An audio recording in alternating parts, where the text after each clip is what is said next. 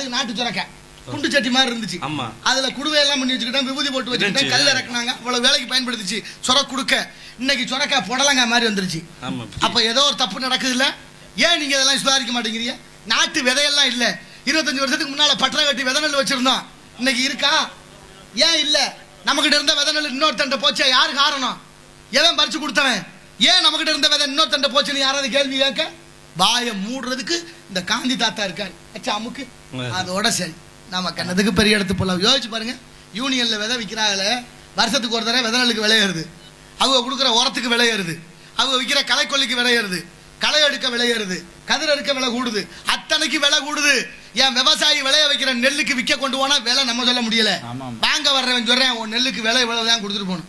சரி, வாங்கிட்டு போறவன் என்ன செய்யறான்? அந்த நெல்லை ஊற வச்சு அவிச்சு அரிசி ஆக்கி அந்த அரிசிக்கு அவன் நிர்ணயம் பண்றான் விலையை. அதையும் வாங்கி தின்னுட்டு நம்மளும் ஜாகிறோம். எத்தனை ஆண்டு காலம்